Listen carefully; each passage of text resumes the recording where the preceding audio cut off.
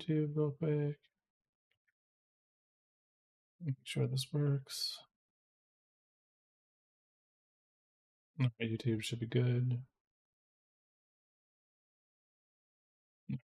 Pop that chat out.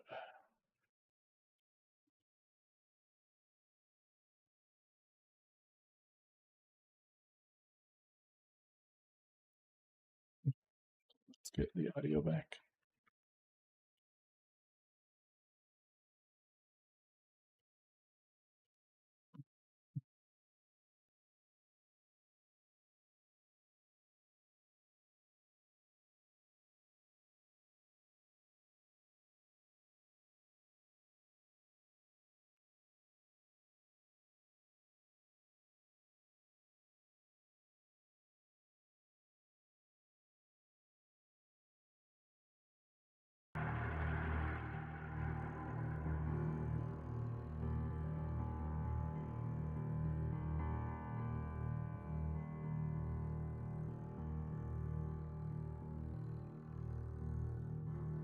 Alright, we're gonna give that a go.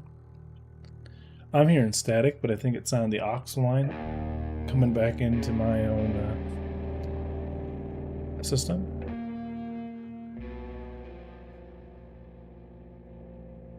Alright, 1 second.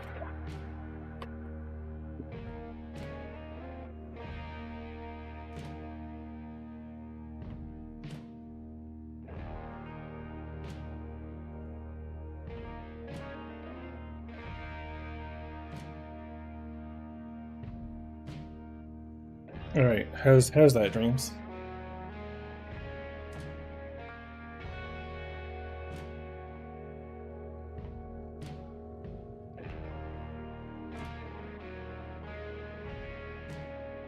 Hopefully that's a bit better.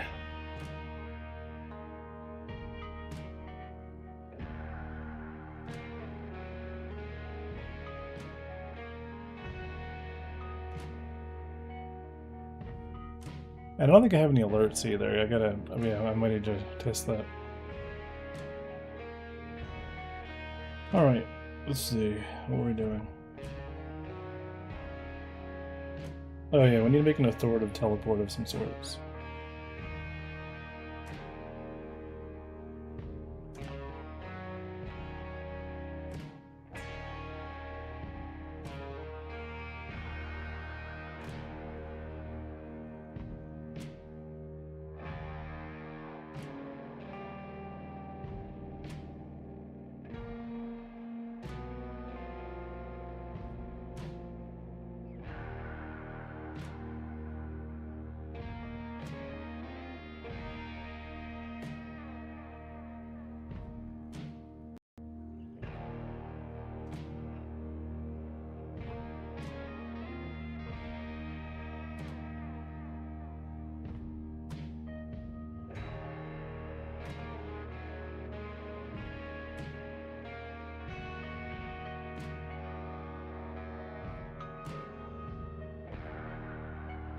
They'll just have like a two-way link.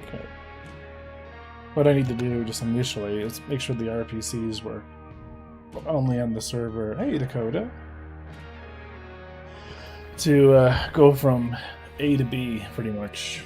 We need to make sure that only on the enter did we do the teleport. So when you leave, you know, once you've been teleported, you don't get teleported back and get stuck in a loop or something.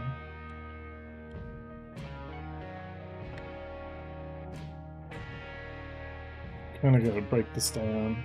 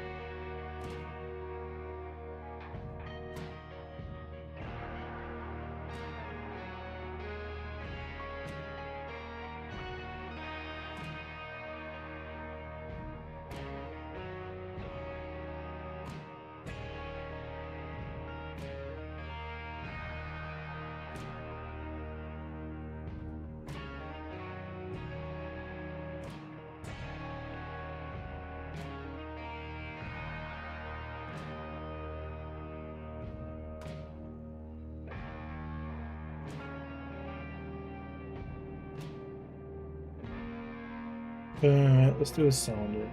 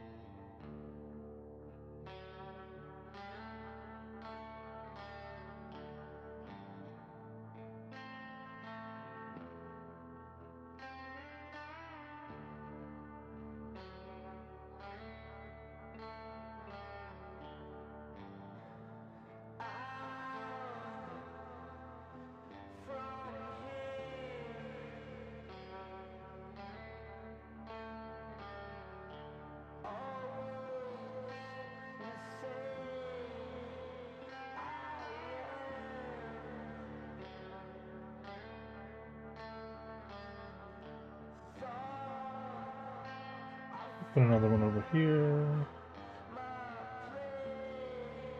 We'll link this one to the other teleport area.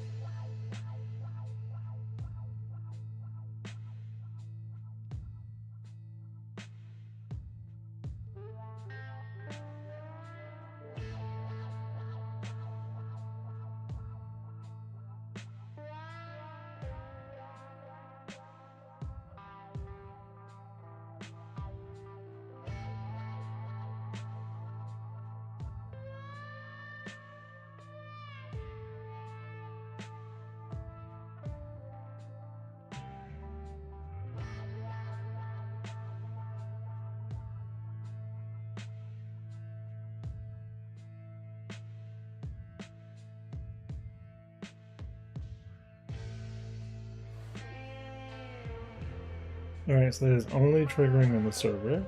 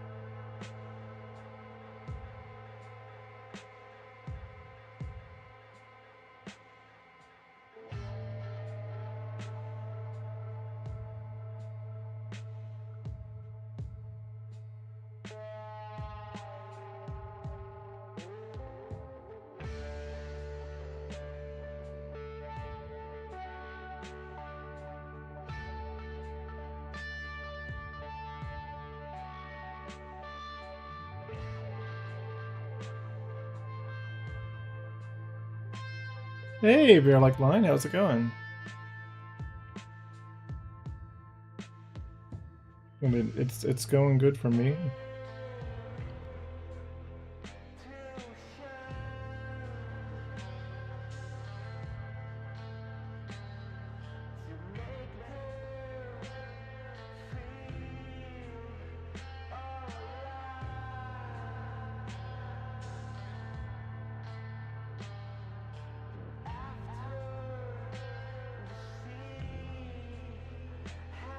First day back to work from the holiday vacation. Oh, nice. I'm actually back to work pretty similarly.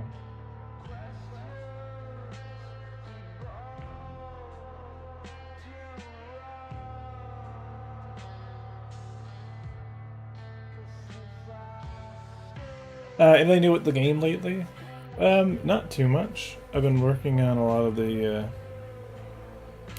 when I last left, I was working on the inventory system. And although it's not as pretty...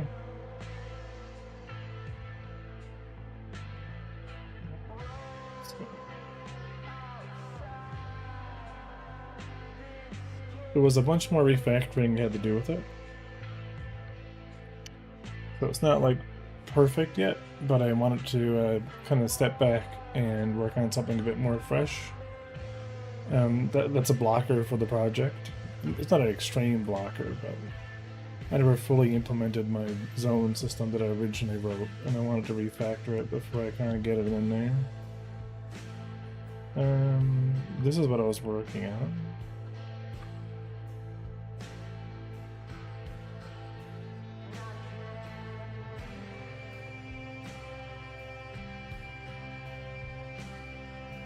How many versions of this that I just... Oh my god, how many versions is running?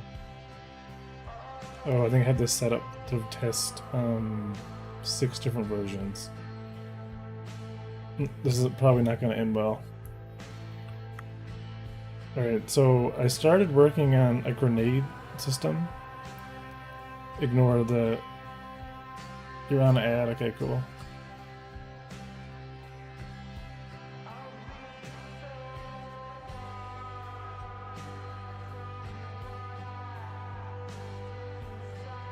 I'll close out these other instances while we're waiting.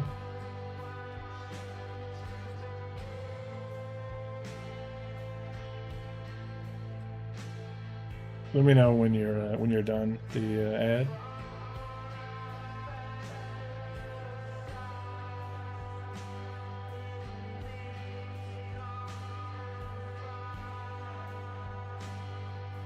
ad. Seven ads later.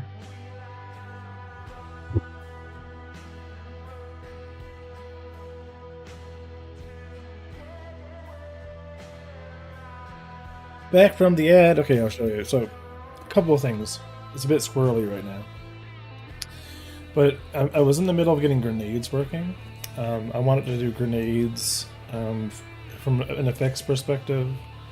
I think they're important for like just some basic like EMP, smoke, frag. And they'd be really cool in 0G and in gravity. And they're part of, you know, the experience. So, anyway, what I've been working on is the new inventory system. So here we have actual like backpack inventory. Let's make it a bit smaller actually.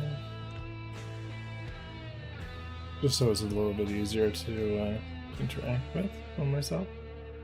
So the way things work now, I can actually interact with these things, and when I interact with them, it puts them in my inventory. So buying things puts them into the world where they can be picked up. Let's we can also sell them back, but let's buy a couple more rifles. Right, and they're all physicalized, so I can grab this rifle, throw it over here. And ideally, as I'm getting closer to things, check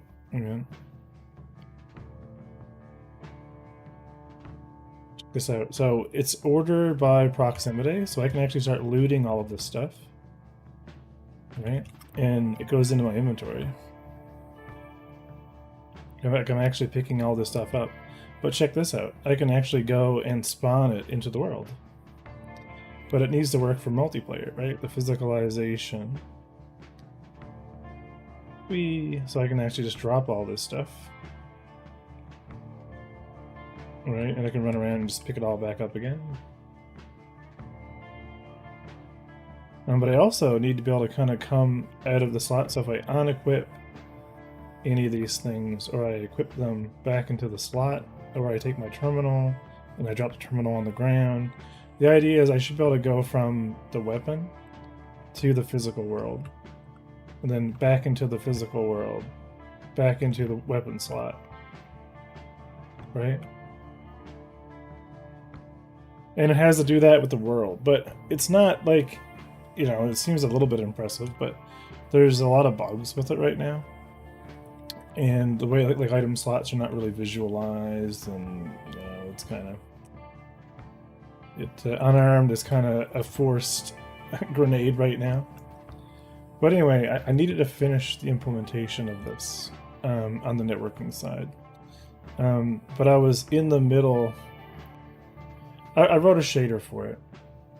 It's not the new composition shaders. What I'm doing is the old school way of doing it, which is on my camera. I have a canvas layer, and then for each canvas layer, I have a just a color vect, and then I'm actually just bringing in my shader.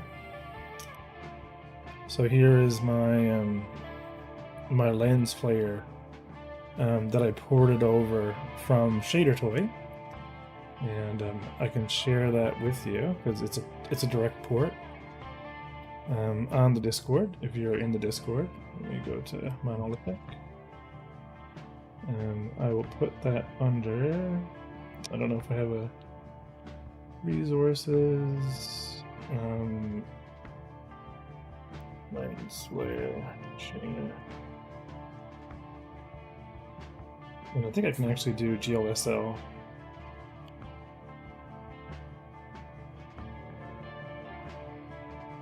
GLSL. I'm posting it. 1 second.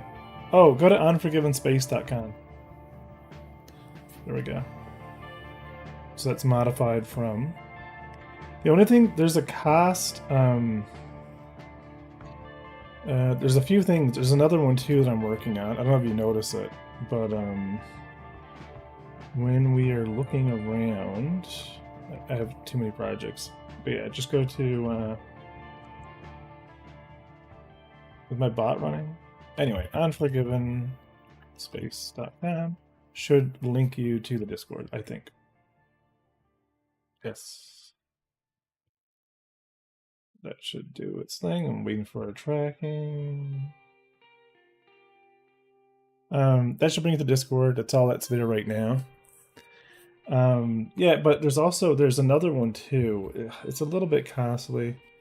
And it's under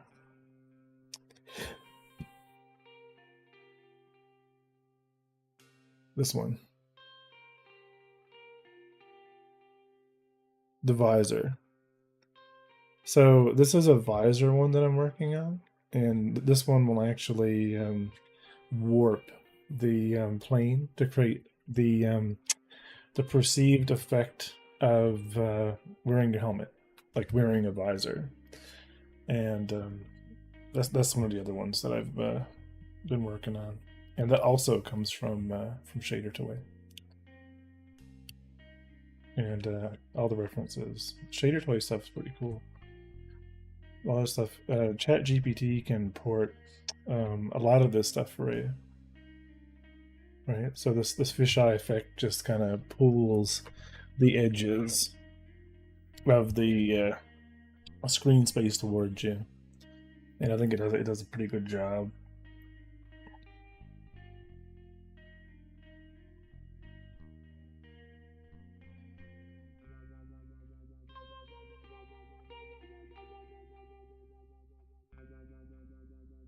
It's going good.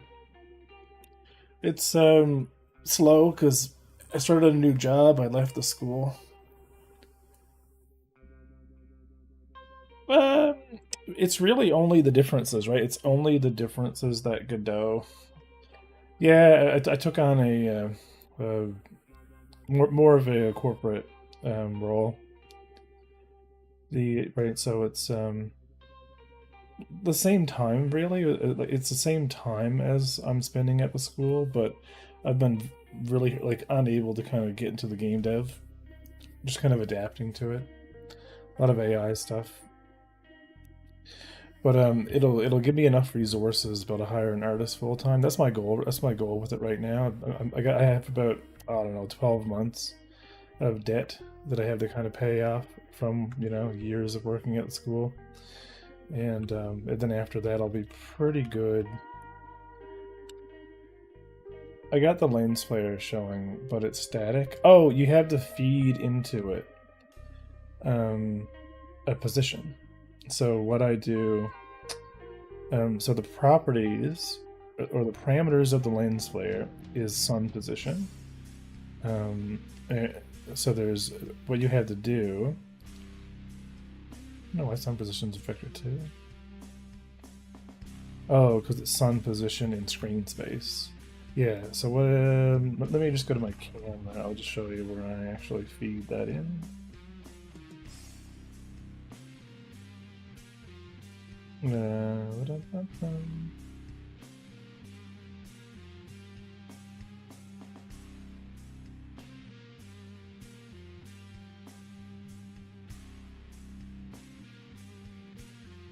Yeah, so what you had, all you have to do is get the unprojected star position. So like if you have a star, wherever your star is, right? Just get the camera's unprojected position of it. So get its 2D position, you know, and also determine whether it's in front of your camera or behind your camera, obviously, so you're not like, you know, like which I'm not even doing here actually, which I really should, but that's the idea. Just take the two-dimensional. You can go in and edit the sun properties and play around with it in the shader materials, but that's all you have to do is inject sun position into the, and then that'll give you your. Where's the other project? Yeah, so like here in the empty test scene. I got like 6 of these running, like way too many projects running. I want to just see if I'm actually doing that right. Yeah, so when frames. Yeah, so what I have with my game is the star system always has a sun, so there's a star. So when the camera system loads, it just looks to see if we're actually in a star system and if there is a star. And then that's what it's doing. It's just feeding in that position. And what I might do, I might adjust this to have a different umbral effect, depending on what type of star and, you know, a few other things. Yeah, and that's it. That's all that you really need. And it looks good. And the other effect is that slight screen warp, which I think I turned off. Yeah, I think it's off right now. Yeah, because it normally affects my FOV, but yeah, apparently I don't have it turned on, which is fine.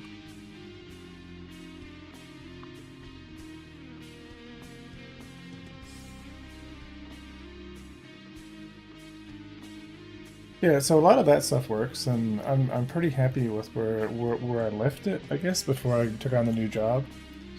It sucks that I've been, you know, not where I want to be with it, right? Because there wasn't that many things I needed to solve before I could really kind of start, I don't know, adding more mechanics. A lot more stuff on the networking side, but you know.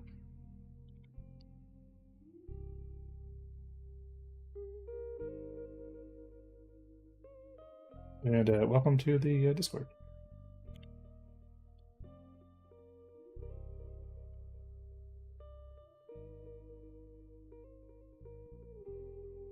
Yeah, so we need to be able to look up from, I don't know if we need to, if clients are loaded in.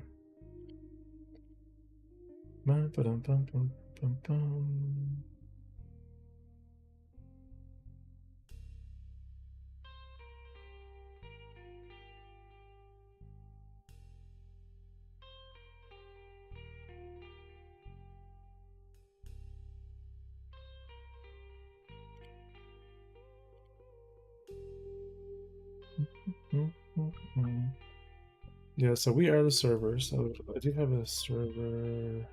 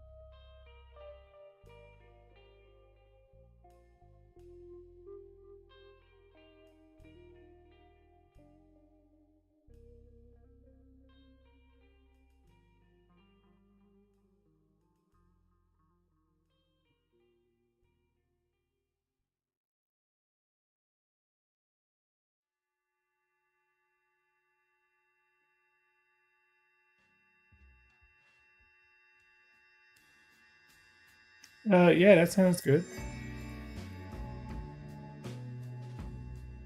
Get default instance. Get instance valid. So we have client information. We need to match on the authority of the player.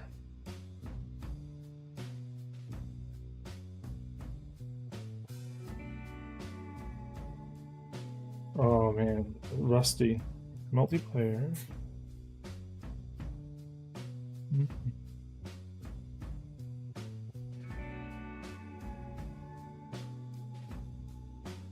This is multiplayer authority. Get multiplayer authority returns the ID of the multiplayer authority for this node.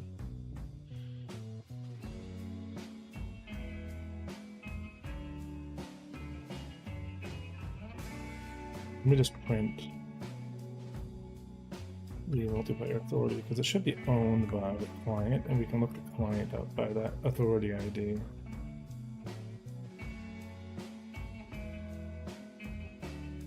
I really wish I would have continued to do what I said I was going to do, which is make multiplayer tutorials, because I would have had a whole archive now of multiplayer,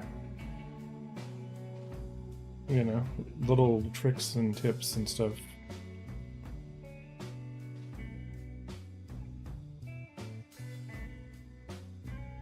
So we're going to enter.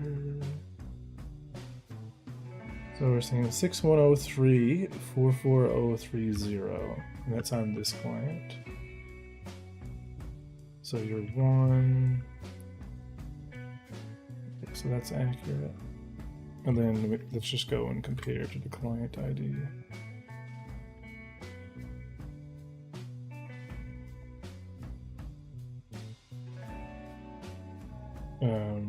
If client ID is equal to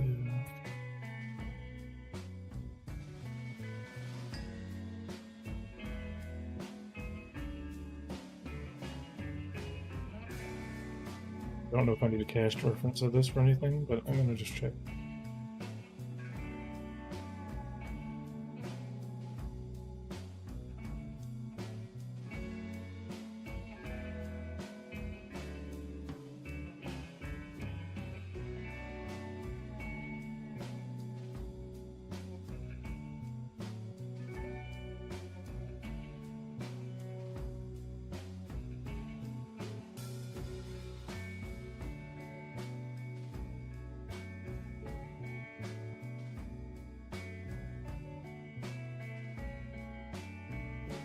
Hey, Ghost Magic, how's it going?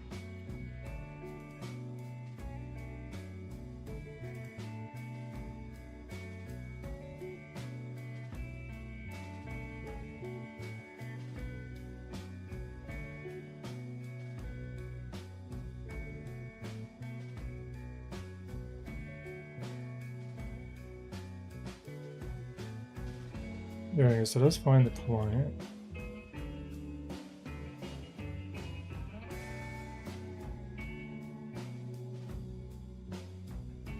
Does it not find a client for the server?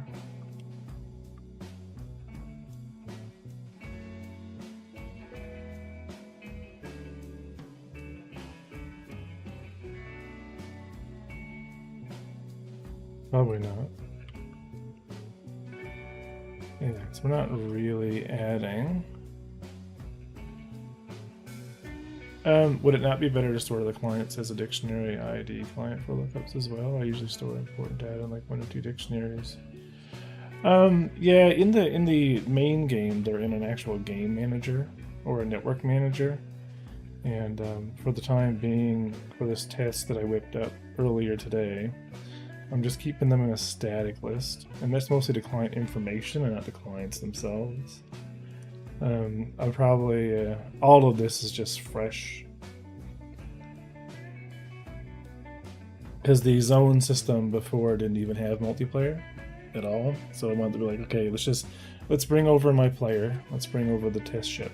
Let's bring over the base actor. And, you know, just all the basics, you know, that we need to kind of get the VJoy cursor overlay. And I whipped up the networking panel. So it's only server and client right now. The client's going to be a node.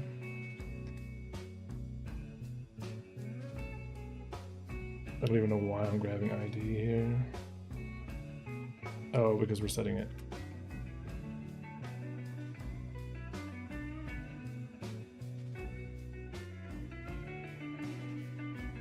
Yeah, because in the game before, like the way that I'm going to be doing this for simplicity's sake, is that the server will spawn in a client instead. The client will have our actor, which is kind of like the it really needs to be separated, right? The actor is kind of like the rendered version of itself. The main player will be more of just the physics itself, so it won't have any of the meshes. So think of the actor as like the visualization, and then the player would be like the, you know, colliders, vice versa. Eventually, like the player would still have like an armature and whatnot if I'm using ragdoll colliders on it and things like that. But the idea is the player, you know, can be moved into a physics volume of sorts, or it can be simulated in isolation, and then that player is represented in the real 64-bit world with an actor, right? So the idea is the server creates these physics volumes for each ship, you know, as the ships are being created, and kind of like keeps them at a low origin. And you know, the player is placed inside these physics volumes where they can jump around and do their own thing and have their own gravity and have their own influence. And then wherever the ship is in the world, moving around and dogfighting, all of those players inside that ship, that's statically simulated, right? But just visually shown, you know what I mean? They see out, they see kind of everything that's happening, and you know, like they're in a, but their physics is like, you know, stuck inside a, you know, an invisible world that they're in. If that makes sense.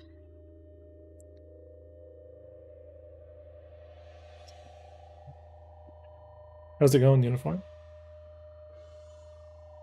But anyway, but by nesting the client and the by, you know, having our main client parent with our players inside it, when we tell the server to tell the client to go ahead and spawn in their ship, by keeping the you know, the structure, you know, collection of clients inside the collection of clients, so we have the client which has the actor and the physical player, and the ships that need to be spawned in and vice versa, then it's a lot easier to hierarchially destroy them or despawn them or vice versa. You know, or to, like, you know, cause them to be like removed, you know, just, it's a lot, you know, you don't need to worry, you'll know, you know what I mean, like what, you know, what authority you have, because you're kind of within, everything that's being spawned is being spawned by the client. So that's like the idea anyway, the theory of what I'm doing.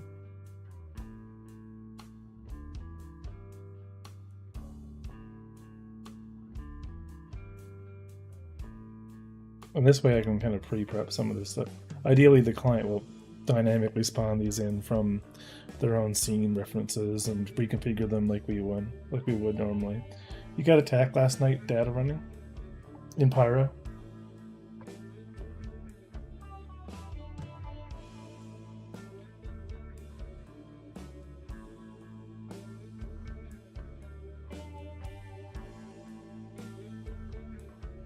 No, Damer, really?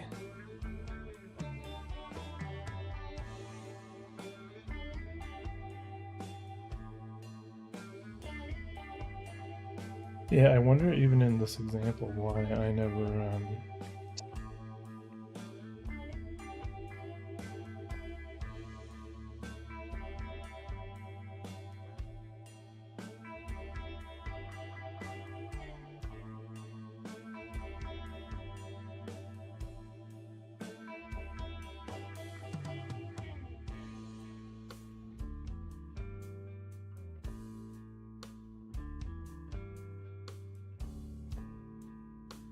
the biggest issue I'm trying to get working is my ability system that coded still.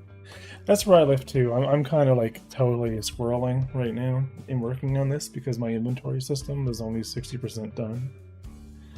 But I needed something fresh, a fresh challenge to come back to because work has just consumed me.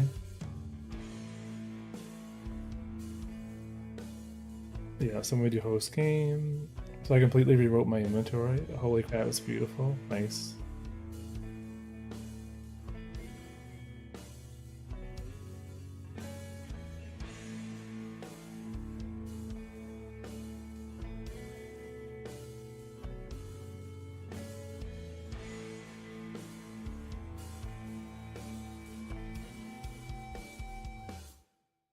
I treat my entire inventory items as a very rule-based database.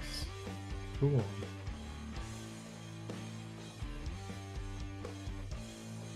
Yeah, for the server, for each of the clients, and server clients for resend player information. Why are we not registering ourselves?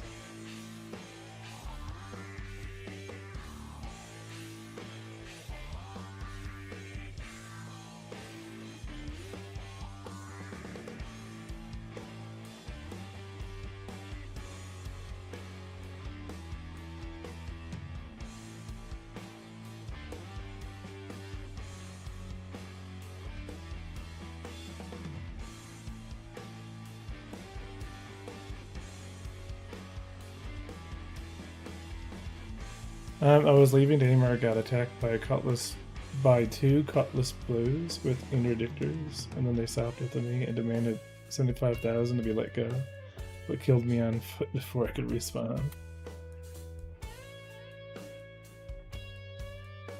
You got pirated.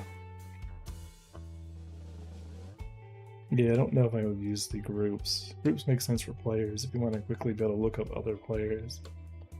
But that's the issue now, right? Our client has access to the player. I mean, the player's parent is always going to be the client, regardless of what physics zone it is.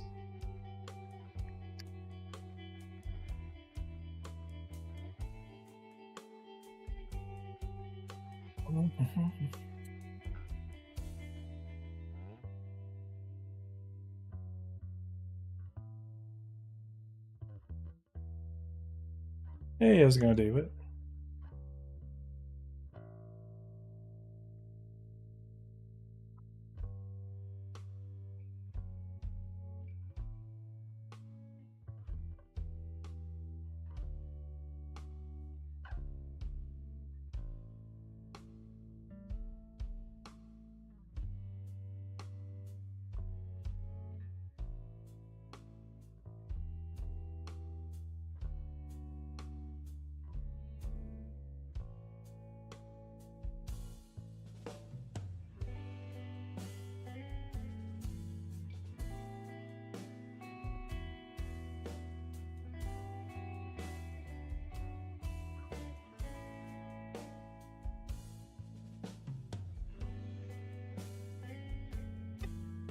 Highest value thing I ever had was the stupid pack rifle. It's funny that you mentioned that because it's funny because you literally said last night, you know, that you hadn't done any PvP. I think I might have like peaked my inventory design if this works well as testing does. I might never need to change the design for other games I work on. That's the goal. You know, like make something work once, you know, that hopefully like, you know, can cover the basis of a lot of different other systems.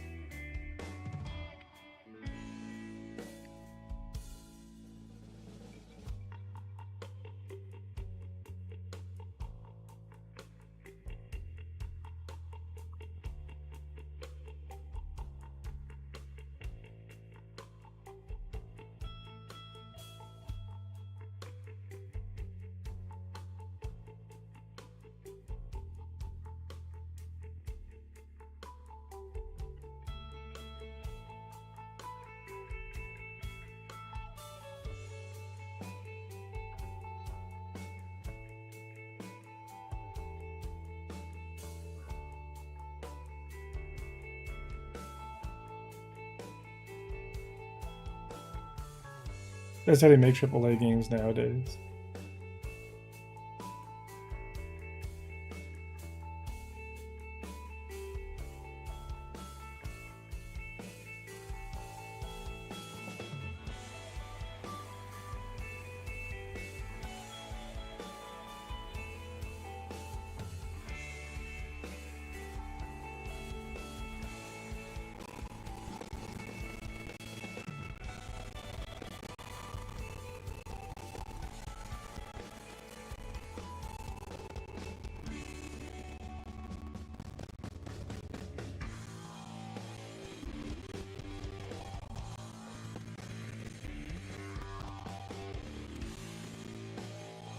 Hey, Pagan Uniform, they might have tried reaching out via prox comms or broken comms to extort. And that excuse again really attempt to explain more. Yeah.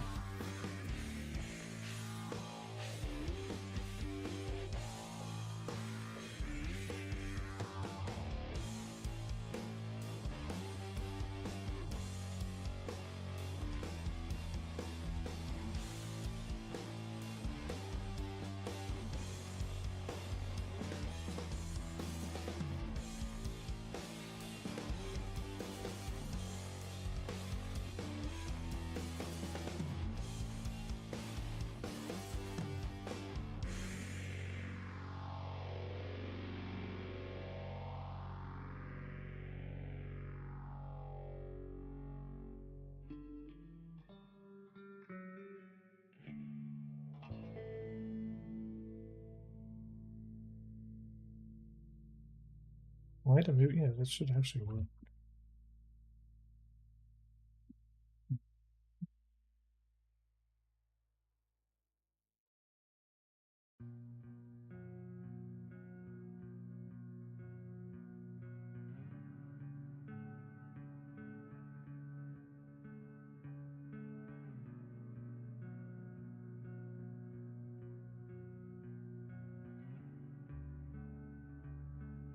Maybe we'll just teleport him back to Origin for the time being.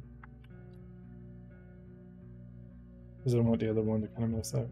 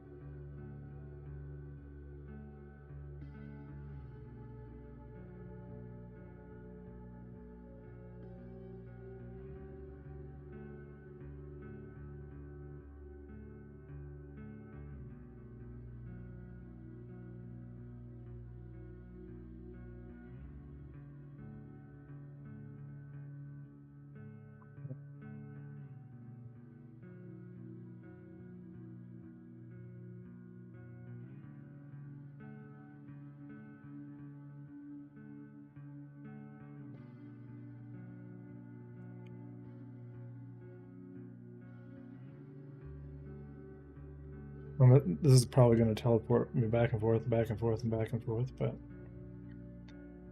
we need to make sure that we're only doing it on the enter, and I think the teleport itself will cause it to re-trigger.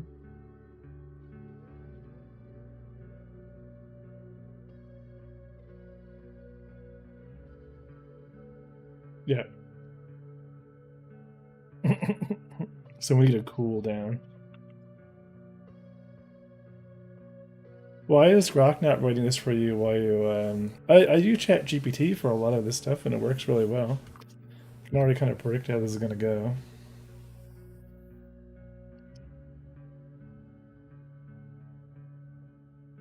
What I'm doing is just like a simplified process. So we need like a cooldown so this doesn't actually,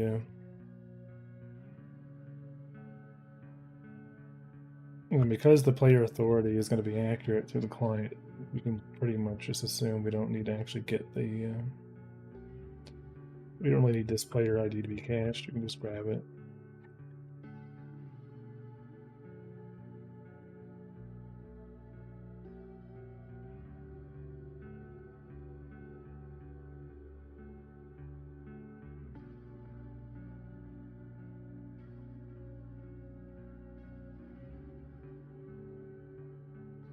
But on enter, we need to make sure that we haven't just been teleported.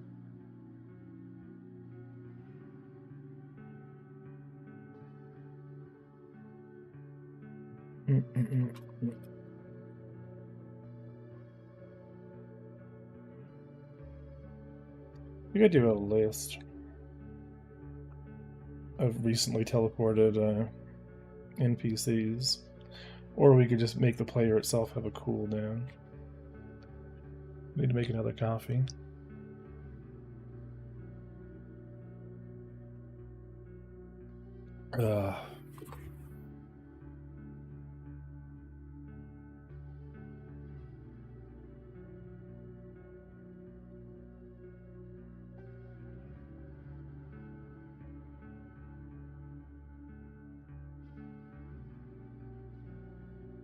The theory of my ability system should let me just create a teleport ability, and then the server can just send like use ability, teleport ability to our location, and it typically should just work. Cool. Do you have to handle like what about for like different things? Like how does that work for like what type of RPC or what type of transport is it or what type of command? Or is it all like TCP paste? Like if you want to just send something over UDP one way or whatever. In my status bar, the picture of your stream is us and the freelancer. Oh yeah. Those were the days.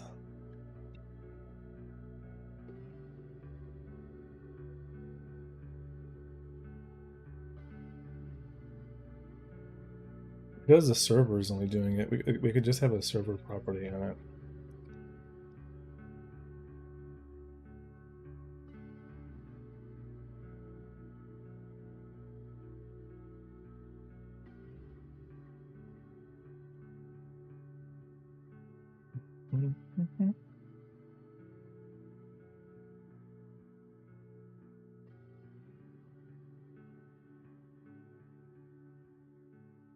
Yeah, so when we leave,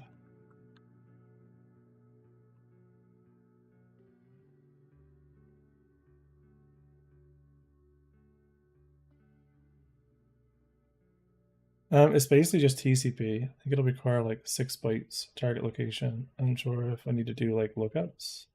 Hey John, how's it going? Wait, the NPC isn't T-posing? That can't be right.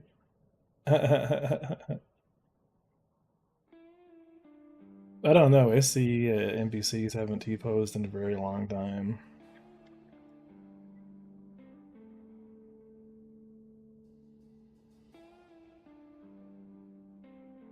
Yeah, we're just early escape on this.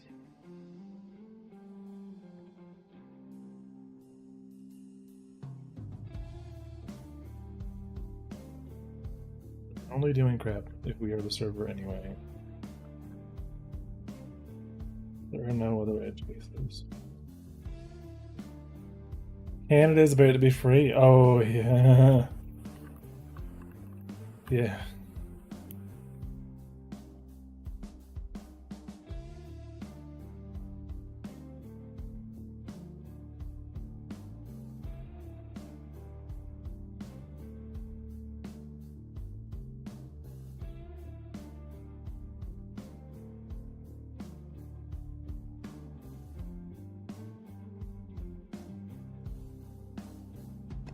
Let's use Dow collections.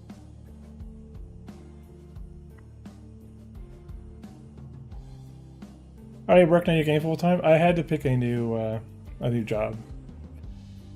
So I'm still playing Star Citizen right now, John. We just finished a major update to. Still waiting for this Amazon package. Just finished a major reporting update.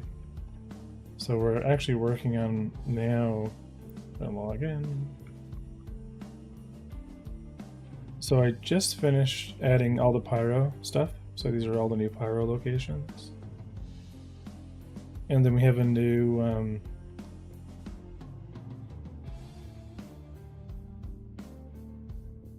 reporting system where you can actually specify what type of boxes are sold there.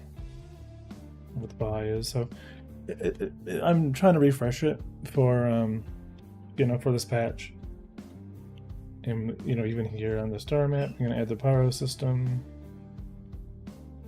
which doesn't right now. It's just the same one, but I need to collect all the information. So still playing Star Citizen, still working on our tools. That was the other one. There was a few. There's a bunch of stuff.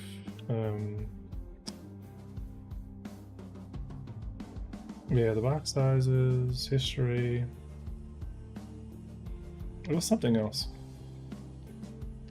But I would love to be working on my game full time. But gotta run, Revere, work alls. Yeah, no worries. Thanks for popping by. Yeah, let's use Godot collections instead of our list.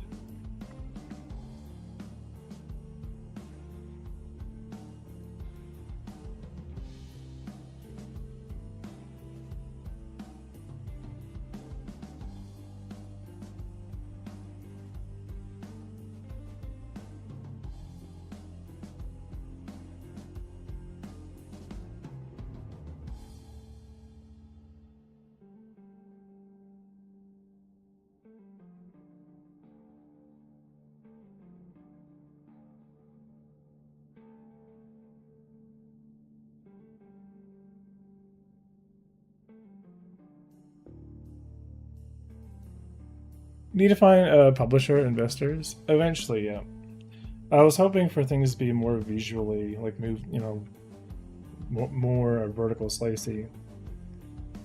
But I did players still go to watch some players still play.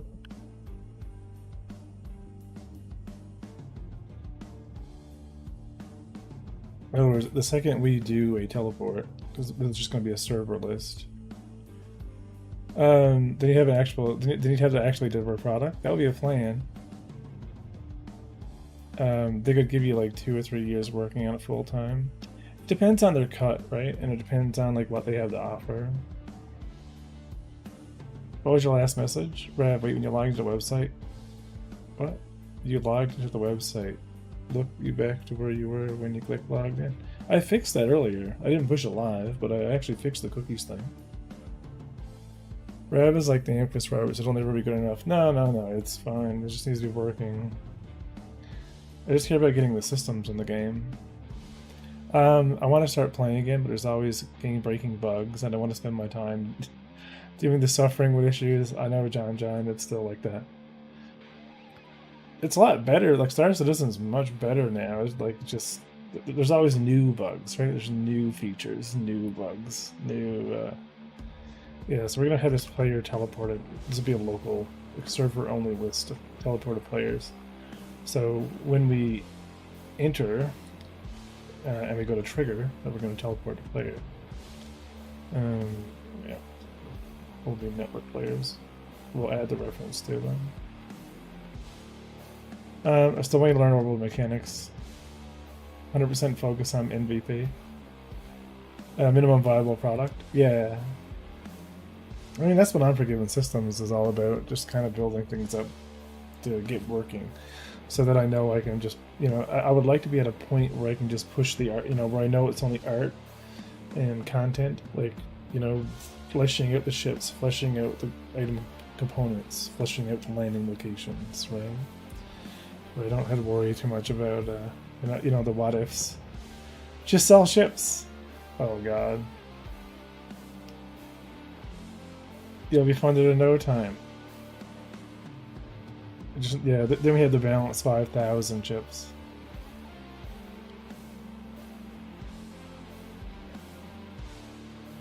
Yeah, so let's go ahead and send our RPC. Does this return true if it actually completes? It returns error. They will assume that we teleported the player.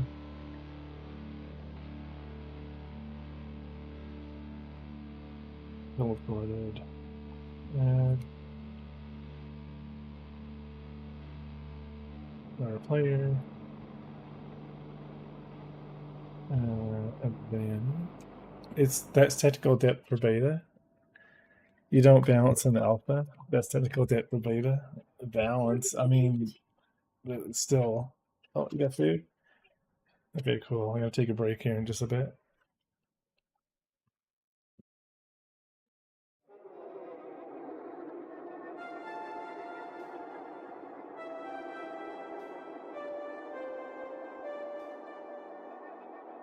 Right. Yeah, that's what we'll do. We'll add this, and then we'll do a callback with a specific time delay that will clear the teleport Discord game. What about that?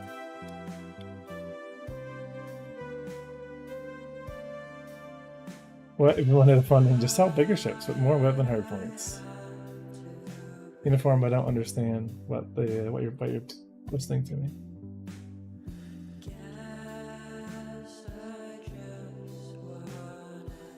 You're showing me screenshots of things. Anyway, I'm gonna go end here, and I'll be back in like 20 minutes. I'll just start stream up again because I don't have any of my. I have nothing other than my camera on my streaming PC right now. So I've reloaded it, and it will let me stay there even though you're not logged in. Yeah, that's a bug. All right, I'll see you guys in just a bit.